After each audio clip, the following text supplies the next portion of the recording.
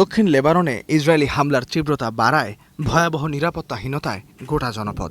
এই এলাকায় কাজ করেন বহু প্রবাসী শ্রমিক, যাদের মধ্যে আছেন বাংলাদেশিরাও। মৃত্যুর ঝুঁকি নিয়েও তারা কর্মস্থলে নিজ নিজ দায়িত্ব পালন করছেন। তাদেরই একজন শ্রী শুভকুমার দাস। নাবাতিয়া জেলার মাইফাদুনের একটি পরিবারের বাড়ি ও ফলের বাগানে পরিচর্যার কাজে নিয়োজিত ছিলেন তিনি। গত ৩ বছর ধরে বৈধভাবে এই পেশায় ছিলেন শুভকুমার। একই এলাকায় বসবাস করতেন আরেক প্রবাসী করিম শেখ। একসাথে মোটরসাইকেল যোগে চলাফেরাও করতেন। গত ১১ মে সোমবার রাতে দক্ষিণ লেবাননের নাবাতিয়া জেলার মাইফাদুন এলাকায় ড্রোন হামলা চালায় ইসরায়েলি বাহিনী।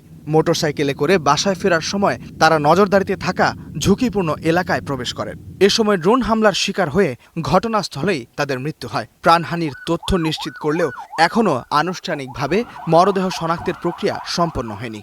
একই দিন দুপুরে নাবাতিয়া এলাকাতেই আরও ২ বাংলাদেশি নিহত হন। তারাও শিকার হন ইসরায়েলের ড্রোন হামলার। নিহত নাহিদ ও শফিক একই ভবনে কেয়ারটেকার বা নাতুর হিসেবে কাজ করতেন। স্থানীয় সূত্রে জানা যায়, হামলার সময় এই ২ বাংলাদেশি শ্রমিক নাবাতিয়ার ছোট ভবনে কেয়ারটেকার হিসেবে কাজ করছিলেন। রুটি পরিবহনকারী পৌরসভার একটি র্যাপিড গাড়ি সেখানে পৌঁছালে তাকে লক্ষ্যবস্তু করা হয়।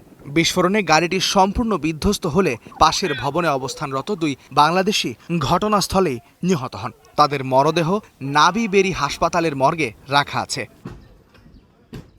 গত এপ্রিলে রাজধানী বৈরুতে প্রাণ হারান গৃহকর্মীর কাজ করা দীপালি বেগম। এই হামলায় কফিলের পরিবারের সদস্যরাও নিহত হন। একের পর এক প্রবাসীর মৃত্যুতে বাংলাদেশি কমিউনিটিতে শোকের ছোঁয়া নেমে এসেছে। দক্ষিণ লেবাননের ইসরায়েলের ড্রোন নজরদারি বিমান হামলায় বিরাজ করছে আতঙ্ক। সংঘাত অব্যাহত থাকায় প্রবাসীদের সর্বোচ্চ সতর্কতা অবলম্বন এবং ঝুঁকিপূর্ণ এলাকা এড়িয়ে চলার আহ্বান জানিয়েছে বাংলাদেশ দূতাবাস। এদিকে লেবানন ছাড়তে আগ্রহী প্রবাসীদের জন্য জরিমানা ছাড়াই দেশে ফেরার সুযোগ দিচ্ছে দেশটির সরকার। বর্তমানে লেবাননে লক্ষাধিক বাংলাদেশি প্রবাসী অবস্থান করছেন। তবে চলমান সংঘাতের পর অনেকেই নিরাপত্তা শঙ্কায় ভুগছেন এবং স্বেচ্ছায় দেশে ফেরার আগ্রহ প্রকাশ করছেন। ইস্তিহাদুল মাহমুদ, স্টার নিউজ।